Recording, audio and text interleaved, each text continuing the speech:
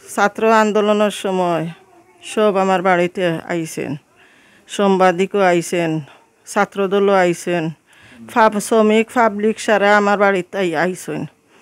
আওয়া পরে আমি তারারে পানি খাবাইছি, বিস্কুট খাবাইছি, আমার যেটা আছে ওটা খাবাইছি। খাবাইয়া কইছি রে বাবা অকল খাও, অশান্তি করিও না। আমার 1 সেকেন্ডও নিরাপত্তা নাই, আমাকে তারা খুন করে পালাইব, হুমকি দিতেছে, আমার বাড়িঘর জ্বালাইয়া পালাইব, আমার এলাকা থেকে বাহরিয়া দিলাইব। তারার জনগণ অনেক বেশি, তারার গণগোষ্ঠী অনেক বেশি। আমি শুধু আমার বাড়িতে আমি একলা।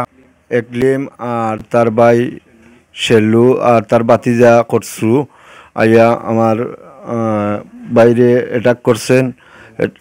জুনেদে অ্যাটাক করিয়া তারা পুলিশের সামনে খুব বেশি জোর করছে। তারা গোলাপগঞ্জে পূর্ব শত্রুতার জেরে বৈষম্য বিরোধী আন্দোলনের মামলায় আসামি হলেন মান্না। গোলাপগঞ্জ প্রতিনিধি। গোলাপগঞ্জে পূর্ব শত্রুতার জের ধরে বৈষম্য ছাত্র আন্দোলনের নামে মিথ্যা মামলা দিয়ে হয়রানি এবং চাঁদাবাজির অভিযোগ করেছেন ভুক্তভোগী মান্না আহমদ। রবিবার রাতে উপজেলার পশ্চিম ধারাবহর এলাকায় নিজ বাড়িতে সাংবাদিকদের সাথে লিখিত বক্তব্যে ইসরাব আলীর ছেলে একলিম উদ্দিন এবং সেলোমিয়ার পুত্র খসরু এবং ভাতিজা জুনেদ আহমদ বিরুদ্ধে নানা অভিযোগ উত্থাপন করেন তিনি। এ সময় তিনি মিথ্যা মামলা থেকে মুক্তি এবং নিরাপত্তা চান প্রশাসনের কাছে।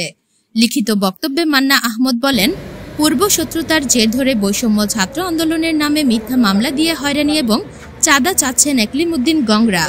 2020 সালে তার ভাই ভাতিজা সহ 10 থেকে 15 জন লোক নিয়ে আমার দোকান এবং বাড়িতে হামলা চালায়।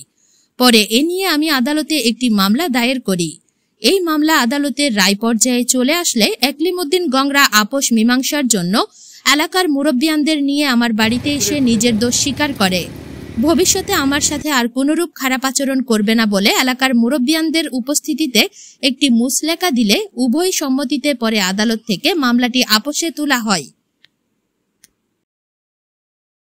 পূর্ব শত্রুতার জের ধরে আমাকে একলিম উদ্দিনে মামলা জড়াইয়া আমার ফ্যামিলি সহ একটা পর একটা হুমকি টেট দিতেছে যে তার ভাতিজা জুনেদ আহমদ সহ আমার কাছে চাঁদা দাবি করতেছে।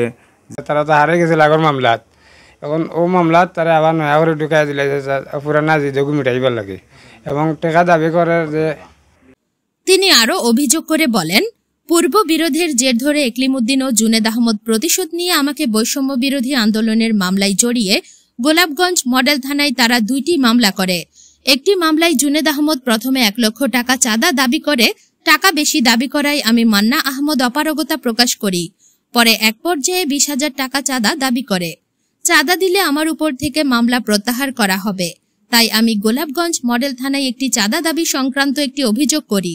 9 নভেম্বর বিকাল 4টায় পুলিশ তদন্তে আসার পরে একলিমের ভাই সেলু, তার ছেলে খসরু এবং জুনেদ আহমদ উপজেলা স্বাস্থ্য কমপ্লেক্সের সামনে যাত্রী ছাউনি সংলগ্ন স্থানে পুলিশের সম্মুখে আমাকে মারধর করতে চায়।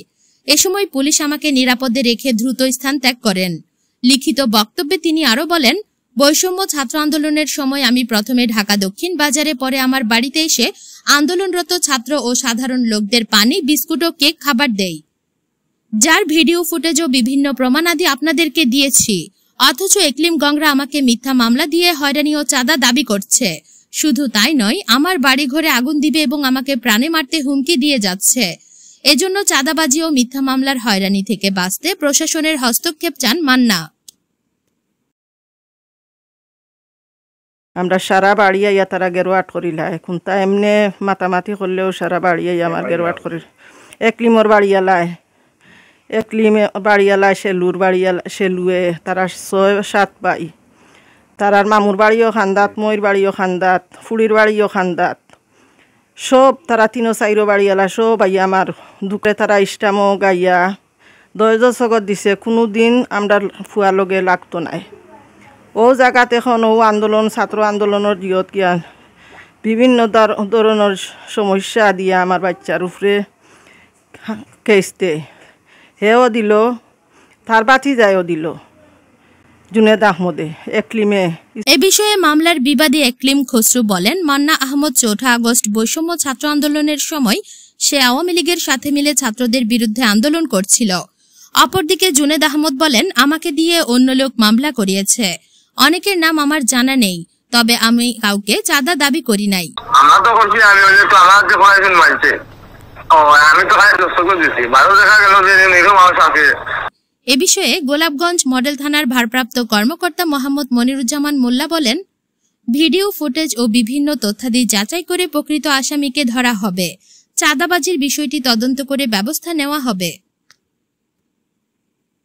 ফিটা চিরা মদরকা বিস্কুট সবগুলো আমরা ছাত্র জনতা এগুলোরে খাওয়াইছিলাম এবং মান্নাও আছিল একটাত।